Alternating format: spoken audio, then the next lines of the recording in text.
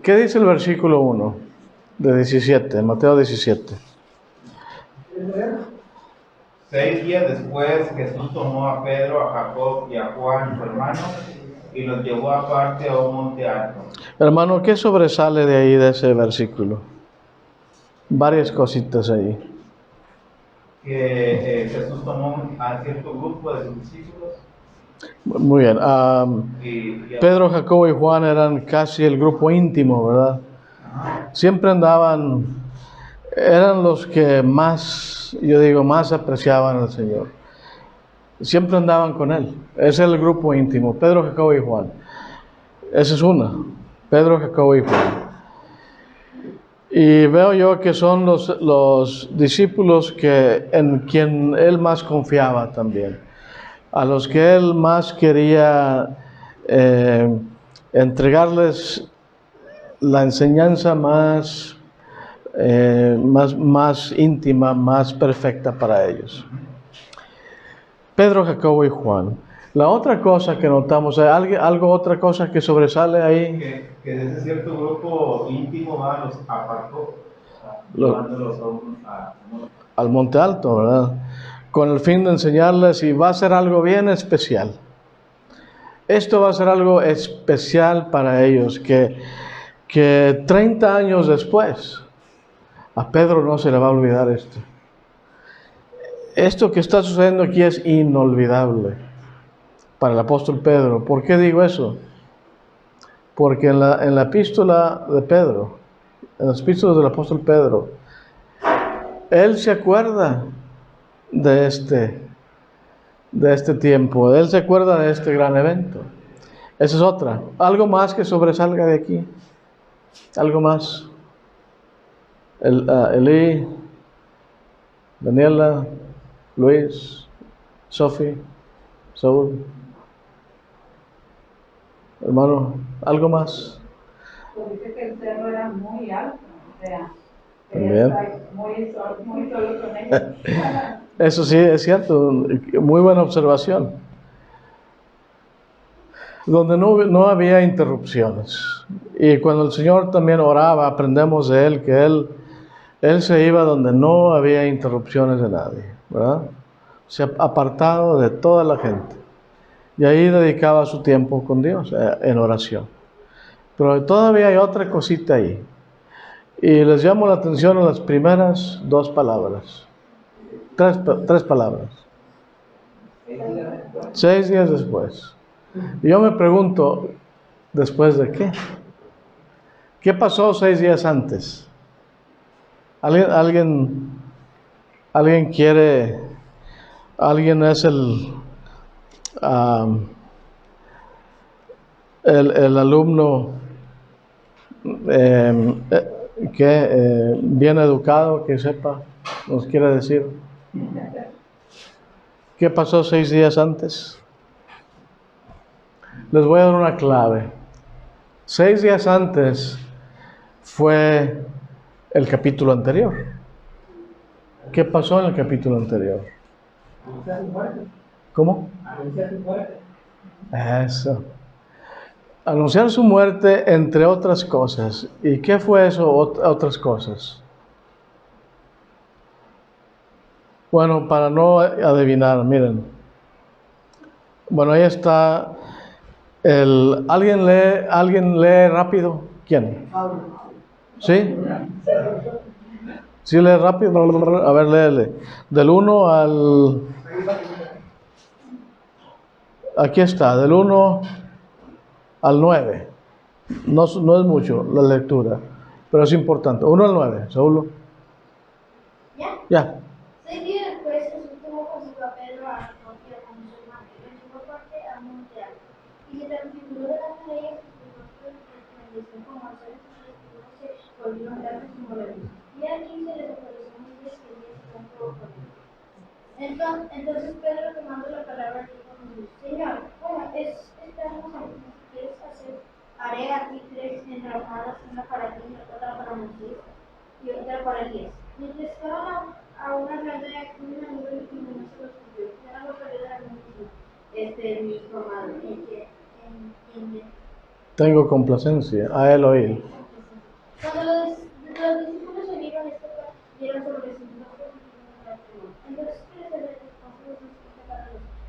levantaos y no temáis. Y alzaron sus ojos no vieron a nadie, sino a Jesús solo. Mientras descendían del monte, Jesús les ordenó diciendo: no contéis a nadie la visión hasta que el Hijo del Hombre haya resucitado entre los muertos. Muy bien, muy bien. Y gracias, Saulo. En el transcurso de la lección, acuérdense de esta frase, del versículo 8, donde dice que alzaron sus ojos y no vieron a nadie, solo a Jesús, sino a Jesús. Muy bien. Hay una razón por qué. Y hay una razón por qué lo menciona Mateo. Ahora, este evento lo menciona Mateo, Marcos y Lucas. Y aquí está el bosquejo de todo lo que vamos a hablar. Y lo voy a condensar, hacer rápido para no fastidiar a nadie o hacerlo aburrido. Miren, todo lo relacionado con el Señor Jesús, todo, absolutamente todo. Él es un ser único. Nadie como Él, ¿no? ¿Cierto?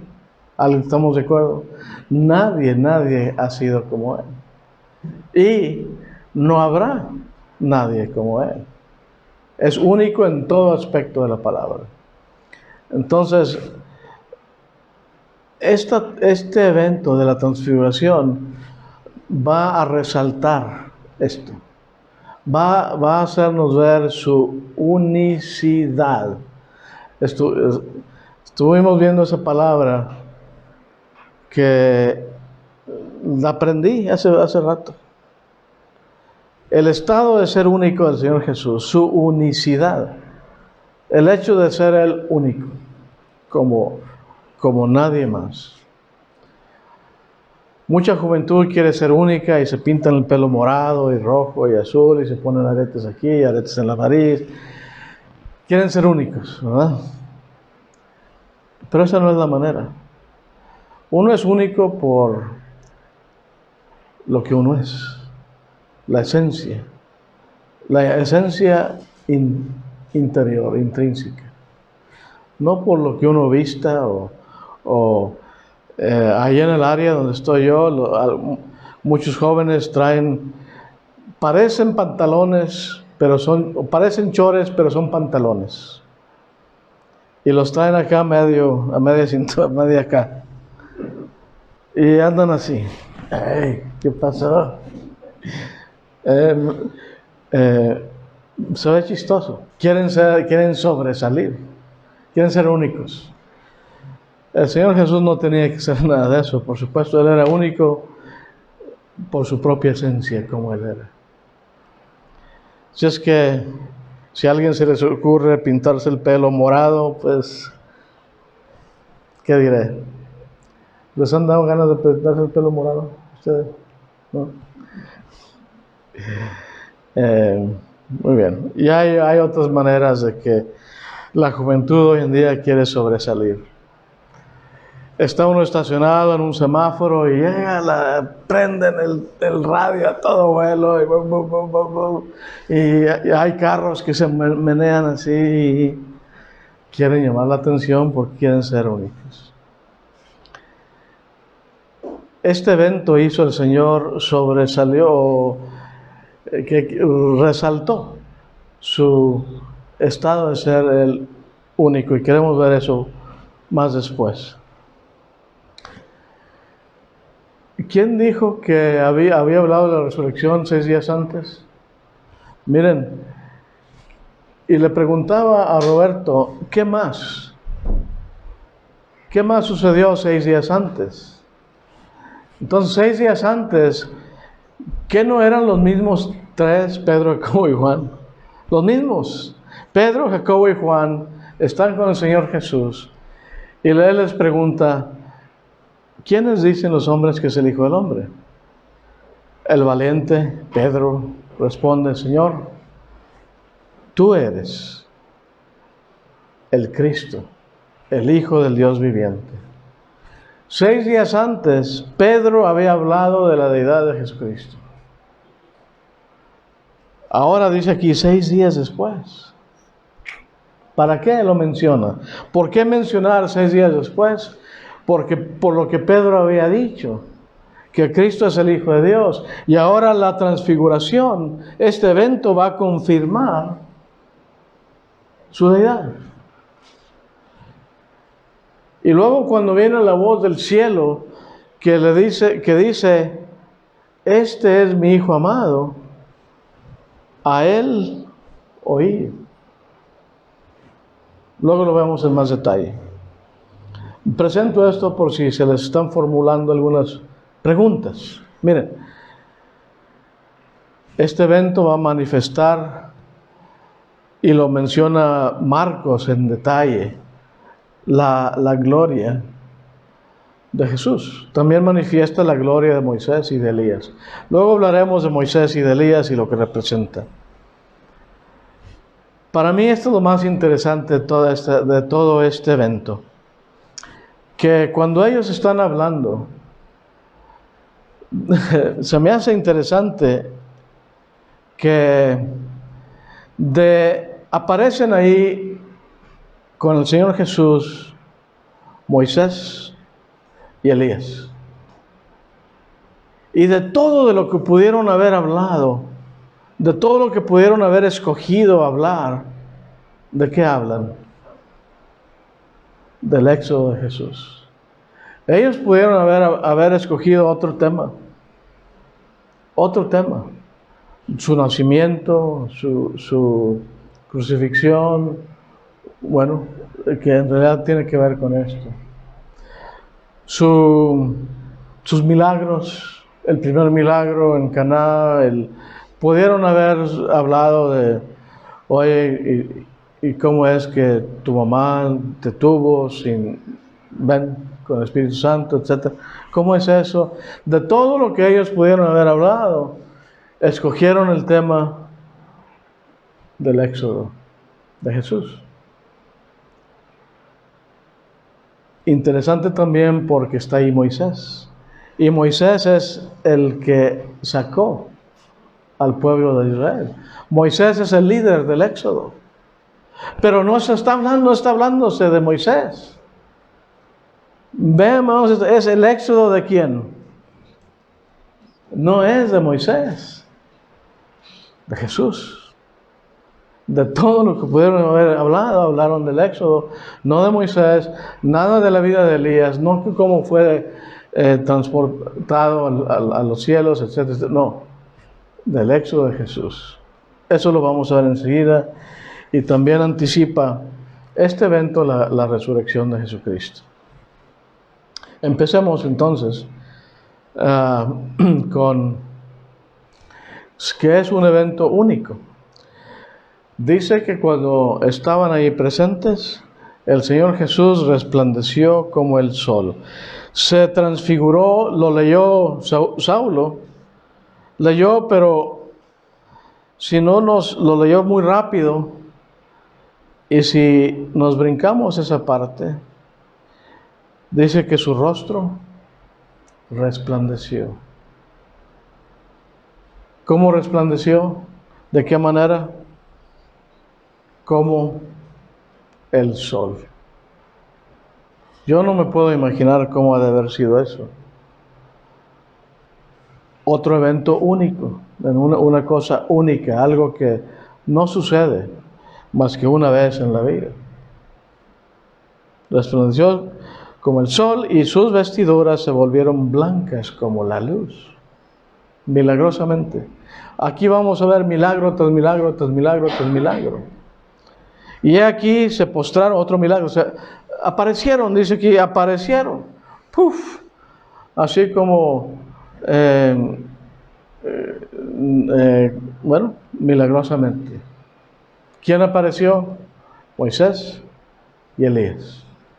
Versículo 3. ¿Y qué están haciendo? Hablando con él. Hablando con él. Lucas dice que la apariencia de su rostro se hizo otra. Lo registra Lucas también. Y también Moisés y Elías resplandecieron o aparecieron en gloria Y de eso mismo se acuerda el apóstol Pedro en su segunda epístola. Más o menos que pasaron 30, 40 años después, Pedro se acuerda. Aquí, luego lo leeremos este pasaje. ¿Cómo es que se acuerda Pedro de este evento y cuál es la aplicación que él quiso hacer acerca de este evento? Para decirnos, tenemos la palabra de Dios escrita, profética, más segura. Esta es la verdad de Dios. ¿Por qué? Porque nosotros oímos la voz del Señor que dijo, a Él oíd, a Él oíd. Es lo que se recuerda a Pedro, muchos años después. Y si hay tiempo lo leeremos enseguida. Bueno, ya vimos qué sucedió antes. Pedro había confesado que Cristo es Dios. Pedro no entiende todavía todos los propósitos del Señor, pero viene la transfiguración, vieron su gloria, pudieron entender ahora mejor lo que Pedro había confesado. La transfiguración confirma el hecho de que Él es Dios. Entendieron lo que Pedro había dicho: tú eres el Cristo, el Hijo del Dios viviente. Eso dijo Pedro. Y el Señor le dice: bien has dicho, Pedro, porque esto no te lo reveló carne ni sangre, sino mi Padre que está en los cielos. Y ahora su Padre que está en los cielos vuelve a revelarles a ellos la misma verdad, ahora más confirmada. Y es lo que dice Pedro en su epístola: ahora tenemos la palabra profética más segura, más confirmada. Bueno, Moisés y Elías, ¿qué representan? Moisés representa la ley y Elías los profetas. El Antiguo Testamento. Aquí están los representantes desde Génesis hasta Malaquías. Moisés representando la ley, Elías representando los profetas. ¿Se acuerdan que les dije que se acordaran del versículo 8? Versículo 8, vamos ahí. Cuando alzaron sus ojos no vieron a nadie, sino ¿a quién? A Jesús solo. Entonces, ¿dónde está Moisés y dónde está Elías? ¿Dónde están las enseñanzas del Antiguo Testamento? ¿A quién vamos a seguir? A Jesús. ¿Dónde está? Aquí en el Nuevo Testamento. Ese es el punto, hermanos. Luis. Allí el Padre nos dice: a ellos oigan. A ellos no. Porque, A Él. porque, sí. ¿Y por qué? Porque Él es el dador del nuevo pacto. Él es quien va a morir en la cruz por nosotros. Él es quien va a entregar su cuerpo. Él es el perfecto. Él es el que nos va a redimir. Él es el Cordero de Dios que quita el pecado del mundo. Él, el Señor Jesús. Por eso ya el enfoque, ya la luz no está brillando sobre Moisés y Elías. Ya el enfoque no es el Antiguo Testamento, es la enseñanza del Señor Jesucristo, el Nuevo Testamento. ¿Quiere decir eso que el Antiguo Testamento no sirve? No. Dice el apóstol Pablo: la ley es buena y está ahí para enseñarnos. La ley está ahí para apuntarnos a Cristo. Todas las profecías y lo que habla aquí en el Antiguo Testamento apunta a Jesucristo. Y repito lo que dije en, ¿dónde fue? Monclova. Lo que me dijo, lo que oí o lo que leí de un predicador. Me acuerdo de esto. Y es bueno que cada uno de nosotros nos acordemos de esto. Él usó esta frase: hermanos, donde quiera que cortemos la Biblia. Él usó esa palabra y la usó por una razón. Donde quiera que cortemos la Biblia, ahí está la sangre de Cristo Jesús. Donde quiera. En el Antiguo Testamento, en Génesis 1, ahí está el Señor Jesucristo. Él es el verbo, Él es ¿quién es el que dijo, sea la luz y fue la luz? El verbo, ¿quién es el creador de todas las cosas? Ahí está el Señor Jesucristo desde Génesis. Abrimos la Biblia y ahí está su sangre, ahí está su obra redentora. Donde quiera, en cualquier pasaje. Y por eso Él usó esa palabra, se me hacía a mí interesante, donde quiera que cortemos la Biblia. Ahí está el Señor Jesucristo, donde quiera. Acordémonos de eso. Bueno, Él queda solo. Miren aquí, Moisés y Elías se retiran. ¿Qué implica eso? Moisés y Elías ya no están ya no son parte de nuestro testamento a seguir. Se retiran. Solo queda ¿quién? El Señor Jesús. Y aparte de eso, por si eso fuera poco, no nada más Él está ahí, es una implicación, ahora es una palabra directa de nuestro Dios, diciéndonos a Él, oíd. Y como decía Luis, no dice a ellos oír, por supuesto. Quedó solo, esa era la implicación, vamos a oír a Jesucristo, pero por si eso, para confirmar y hacer el punto bien claro, que no quepa ninguna duda, a Él oíd, a Jesucristo oíd. Eso confirma su deidad. Ya vamos al punto número 3 ahora. ¿Qué quiere decir el hecho de a Él oíd?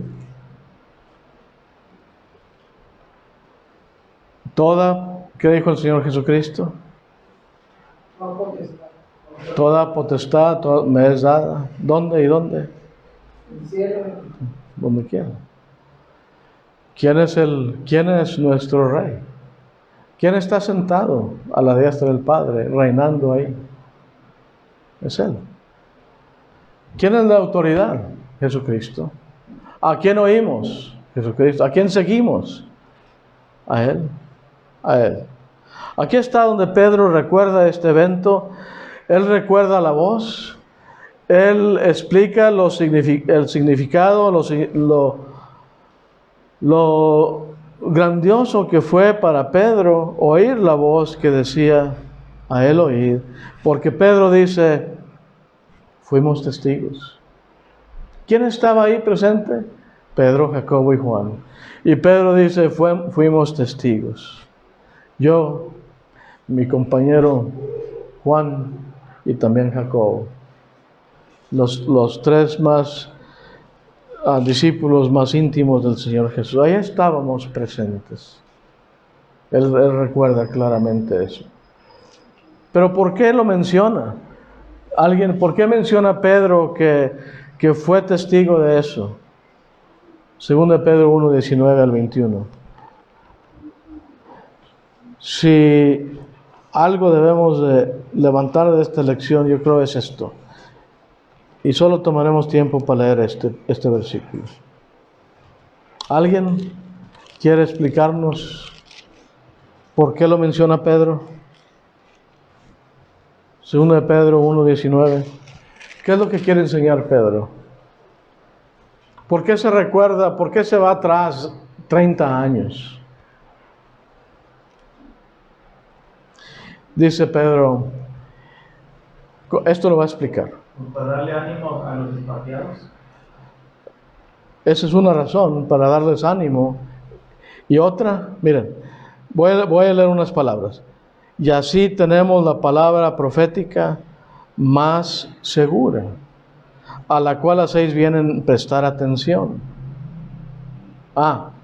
Si la voz del cielo dice a Él oíd, ¿qué nos está diciendo Dios? O Pedro, aquí. Dios a través de Pedro. Que debemos prestar atención, como a una lámpara, que brilla en un lugar oscuro hasta que el día despunte y el lucero de la mañana aparezca en nuestros corazones. Y, ¿qué más? Hay otra razón, verso 20. Pero ante todo, ¿sabed esto qué? Que ninguna profecía de la Escritura es asunto de interpretación personal. O sea, la palabra es genuina. la palabra es Genuina. genuina y viene directamente. O sea que lo que habló Pedro, las palabras que habló y escribió el apóstol Pedro, no son de él. Lo que Pedro escribió viene directamente ¿de quién? De Dios. A él oíd. Pues ninguna profecía fue dada jamás por un acto de voluntad humana, sino que los hombres inspirados por el Espíritu Santo hablaron de parte de Dios. Bueno, es el versículo 18 que 17 y 18. Pues cuando él recibió honra y gloria de Dios Padre, la majestuosa gloria, le hizo esta declaración: este es mi Hijo amado en quien me he complacido.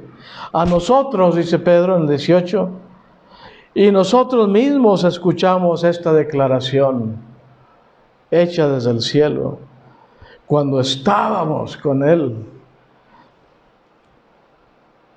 en el Santo Monte, o en el Monte Santo. Se está acordando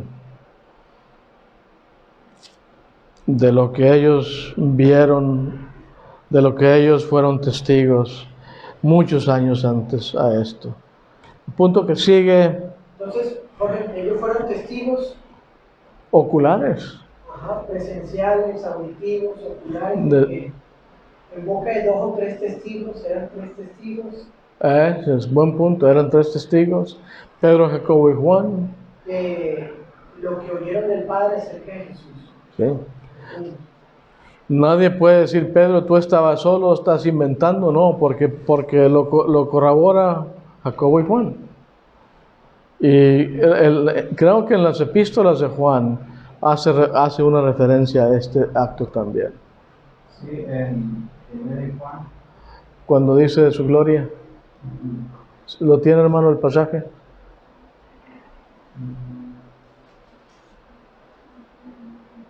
Entonces ellos fueron testigos de que el Padre dijo a él: óiganlo, porque es Dios, es mi Hijo amado.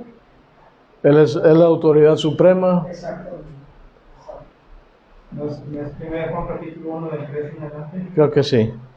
Dice: lo que hemos visto Y oído os anunciamos, para que también vosotros tengáis comunión con nosotros, y nuestra comunión verdaderamente es con el Padre y con su Hijo Jesucristo.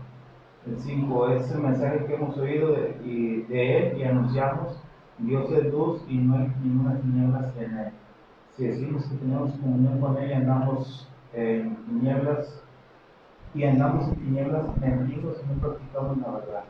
Pero si andamos en luz, como Él está en luz, tenemos comunión unos con otros, y la sangre de Jesucristo nos limpia de todo pecado. Así es.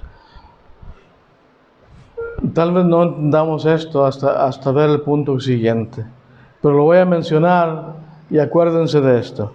La transfiguración, este evento, confirma el cumplimiento de la promesa de establecer la iglesia. El hecho de ser glorioso. Y luego Pedro y el apóstol Pablo y hablan de la gloria que es la iglesia. No lo entendemos ahorita hasta no ver la siguiente lámina. Cuando se revela el Éxodo, cuando están hablando Moisés y Elías con el Señor Jesús acerca del Éxodo, y de todo lo que pudieron hablar, hablaron ¿a qué se refiere el Éxodo de Jesús? ¿A dónde va? ¿De dónde va a salir a dónde? Donde fue regreso al cielo. Su regreso al cielo, incluyendo ¿qué? Su crucifixión y su resurrección y su ascensión. De eso hablaron. De eso hablaron, de Jesús, no de Moisés. Hablaron del Éxodo de Jesús. Qué interesante eso, ¿verdad? Si Dios libró al pueblo de Israel por medio de Moisés, de Egipto, ahora Dios, por medio de nuestro Señor Jesucristo, libra al pueblo de Israel espiritual, a su iglesia, de la esclavitud del pecado. ¿Ven la conexión ahí? El éxodo es la muerte.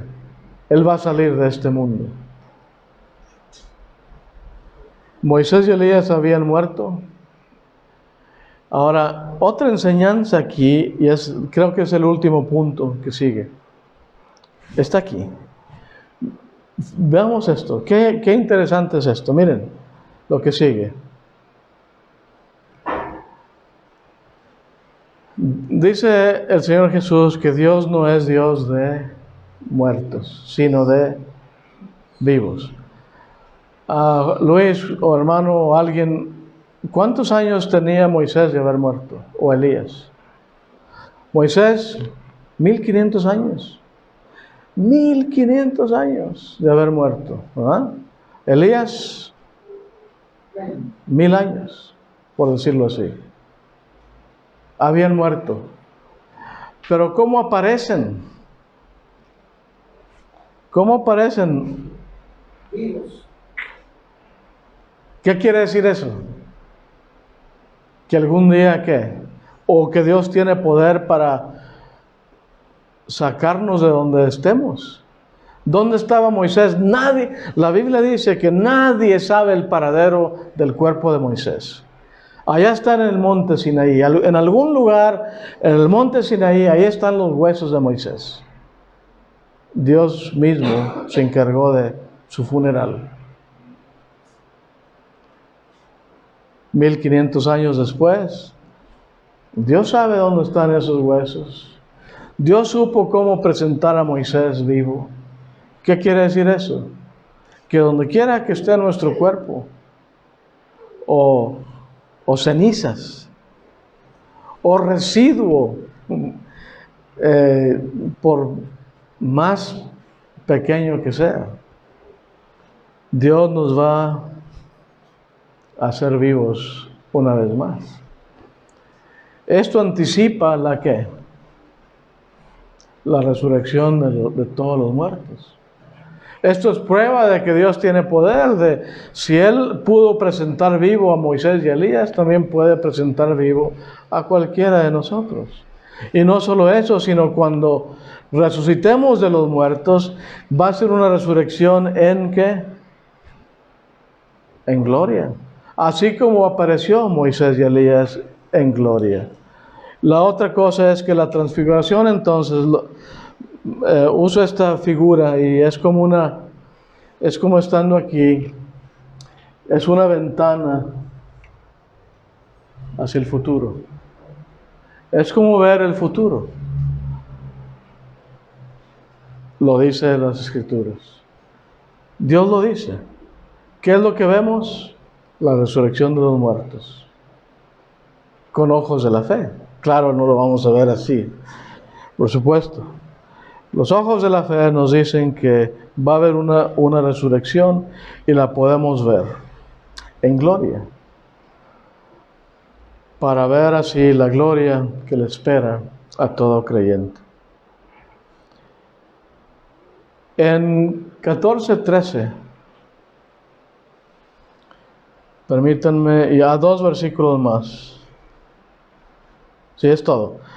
Nada más, les quito el tiempo 1 minuto más. En Apocalipsis 14:13. Y luego en 1 Juan 3:2. Y oí una voz del cielo que decía, escribe, bienaventurados los muertos que mueren, los muertos que de aquí en adelante mueren en el Señor. Sí, dice el Espíritu, para que descansen de sus trabajos, porque sus obras van con ellos. Bienaventurados. ¿Dónde estamos ahora?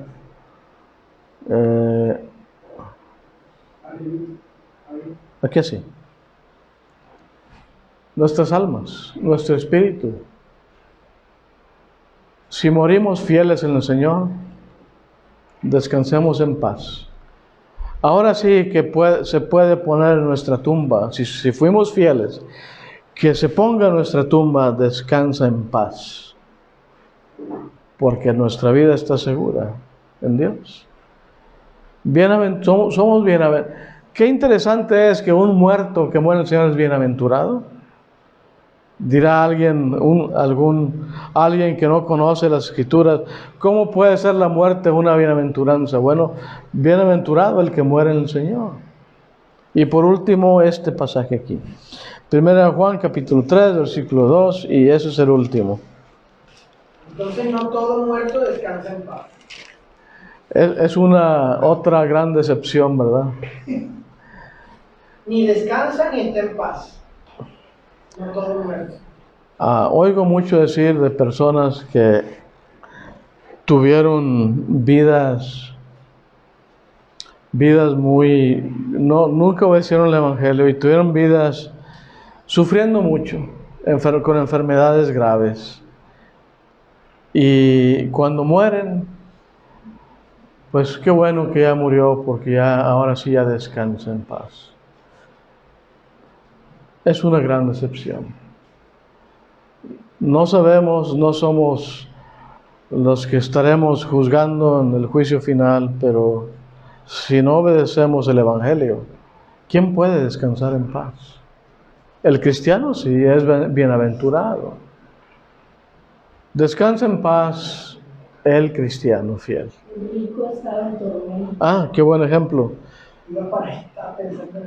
El rico está en tormento, ¿y qué dice el rico? Abraham, Padre Abraham, ¿puedes mandar a alguien a la tierra? Porque ahí tengo 5 hermanos. Y no quiero que ellos vengan a este lugar de tormento. ¿Alguien tiene 1 Juan 3:2? Amados, ahora somos hijos de Dios. Y aún no se ha manifestado lo que habremos de ser. Pero sabemos que cuando Él se manifieste, seremos semejantes a Él, porque le veremos como Él es. En la resurrección seremos como fue Jesús, nuestro Señor Jesucristo, cuando Él resucitó en gloria. Obtuvo un cuerpo que Dios le dio. No sabemos los detalles ni la composición física, química, de nada de eso. Pero el Señor Jesús, ya después de haber resucitado, están los discípulos comiendo pescado ahí y Él aparece, como si traspasara paredes con su cuerpo glorioso. Seremos tal como Él es, dice Juan. Y Juan era uno de los que estaba ahí presente en la transfiguración. ¿Alguien? ¿Preguntas? ¿Terminamos? Se quedaron callados. ¿No? ¿Terminamos?